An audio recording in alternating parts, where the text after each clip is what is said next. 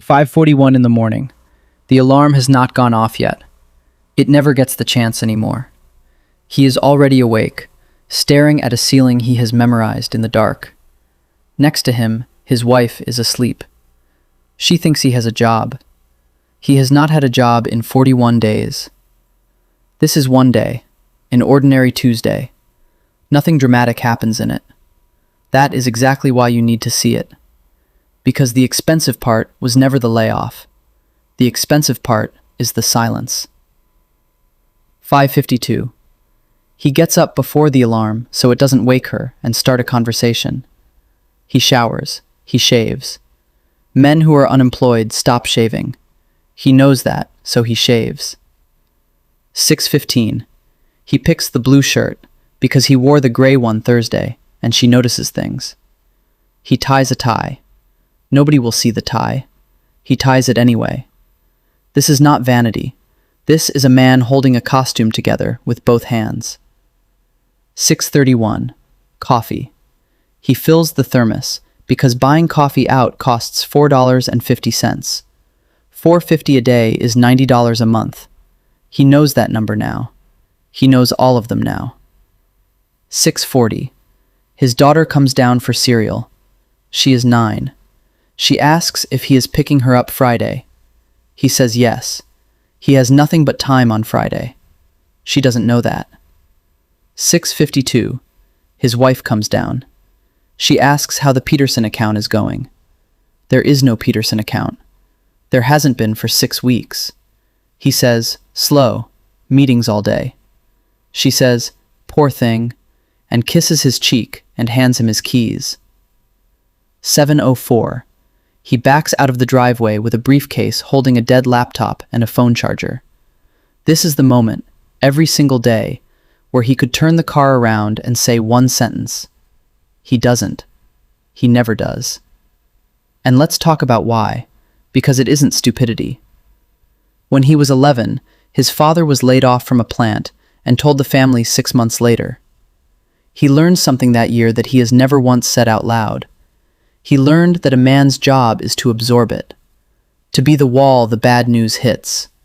So, at 38, sitting in a car in his own driveway, he is running his father's program. And that program has a price. Today, we are going to put an actual number on it. 7:19. He does not drive toward the office. There is no office. He drives to the public library, which opens at 9, so first he has 90 minutes to kill. He kills them in a grocery store parking lot with the engine off, so he doesn't burn gas. While he sits there, let me show you the arithmetic he is sitting inside of. Before the layoff, $94,000 a year. Take home, $5,900 a month.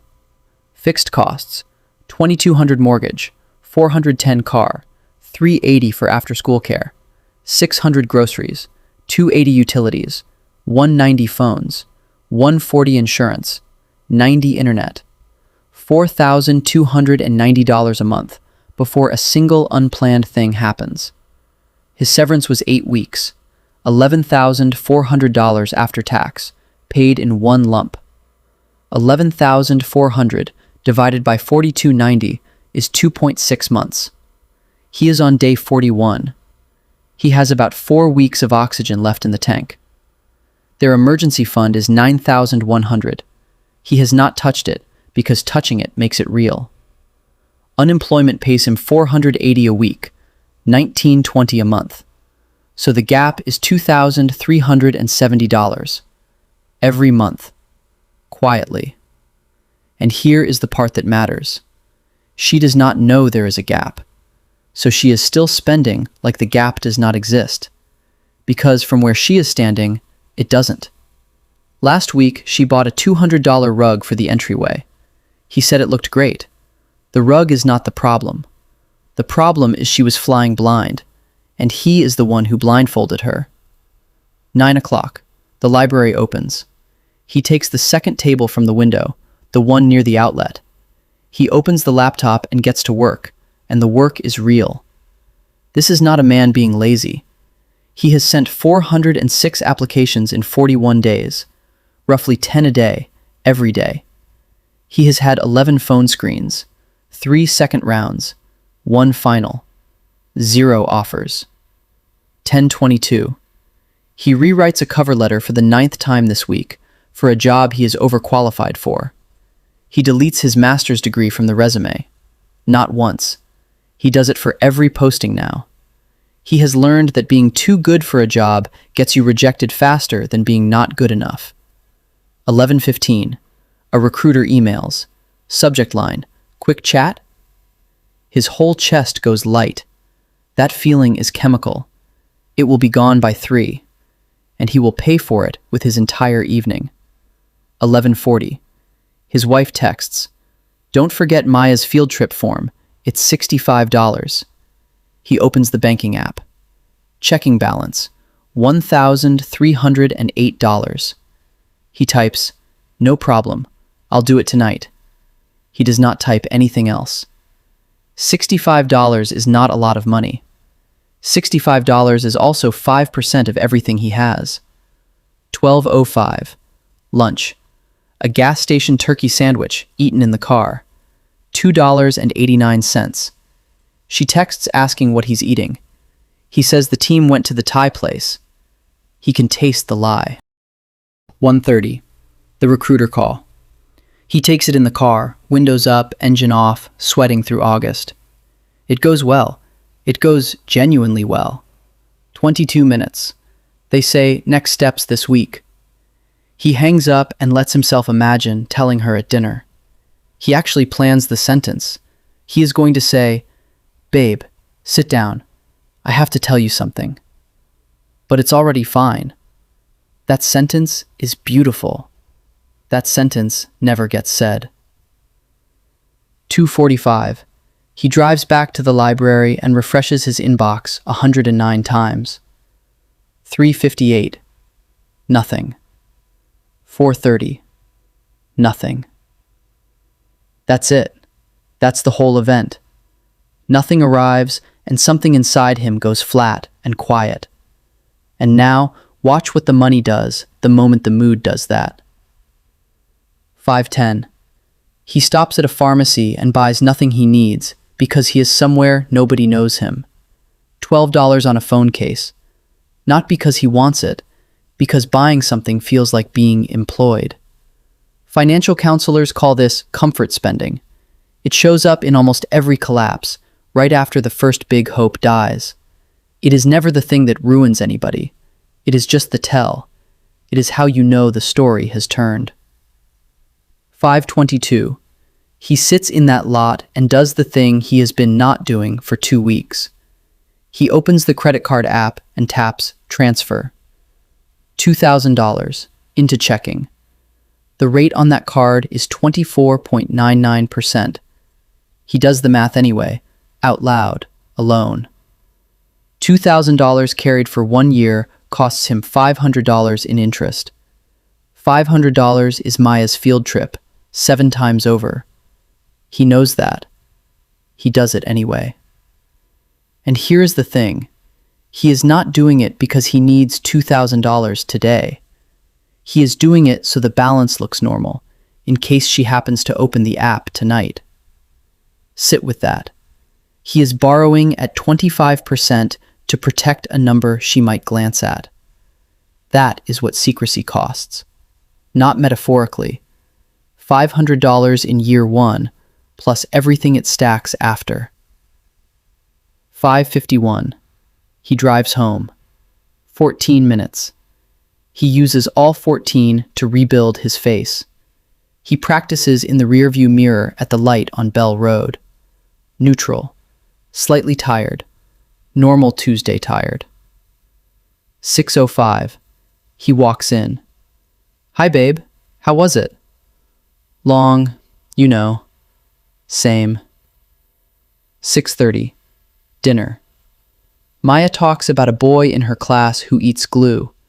Everybody laughs. He is at that table and he is not at that table.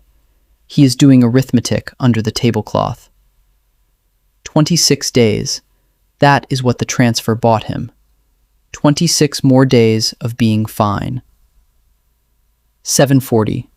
His wife mentions, casually, that her sister's husband might be hiring at his firm. It is the widest door he will ever be handed. He says, "Yeah, maybe," and he closes it himself. 9:15. Maya is asleep. He fills out the field trip form and writes a check for $65. He writes it slowly, in careful handwriting, as if the handwriting is proof of something. 10:40. His wife goes up. He says he has a deck to finish for the morning. There is no deck. 10:52. He goes to the garage, sits on an overturned bucket, and opens the laptop on a paint can. This is the real day. Everything before this was the costume. This is the 11 p.m. version of him. He opens the spreadsheet. He built it on day 9. It has 41 rows now, 1 per day. Column A is the date. Column B is the checking balance.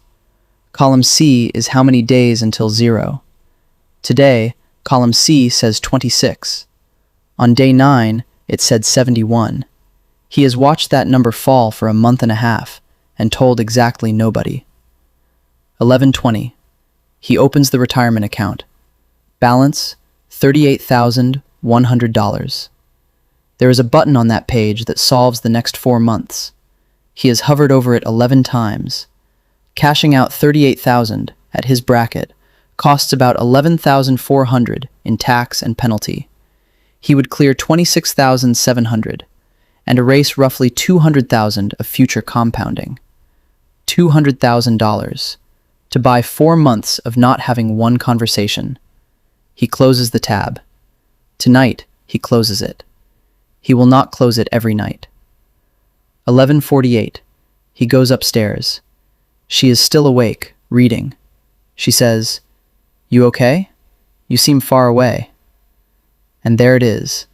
The door, open again, held open by the person who loves him most. He has 11 words ready. "I lost my job in July, and I've been pretending." He says, "Just tired, big quarter," and he turns off the light. That is the day. That is every day. 41 behind him, and 81 more still in front of him. Now let me tell you what the silence actually cost, because I promised you a number. He gets a job on day 122, $71,000 a year, $23,000 less than before. He took it because he was 3 days from the account failing. Desperation is a terrible negotiator. The debt he built inside that silence? $19,400 across 2 cards, averaging 22%.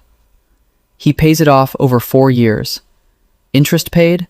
$9,200. He borrowed $8,000 from retirement in month 4. Compounding lost by 65, about $31,000. Add the pay cut he had no leverage to refuse. Add the raise he was not there to earn. The silence cost about $49,000 in cash, and a year of a marriage spent being lied to politely. And the layoff itself? The layoff was survivable on paper from day 1. That is the part that should stop you.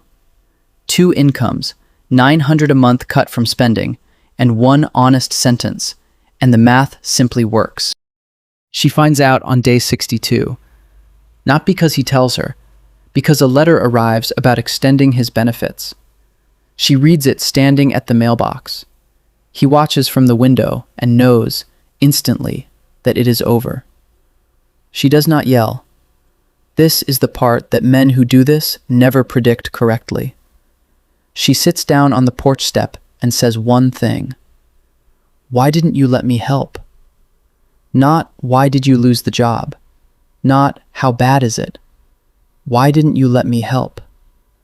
Because here is the one number he never ran. She had capacity, and he never once checked.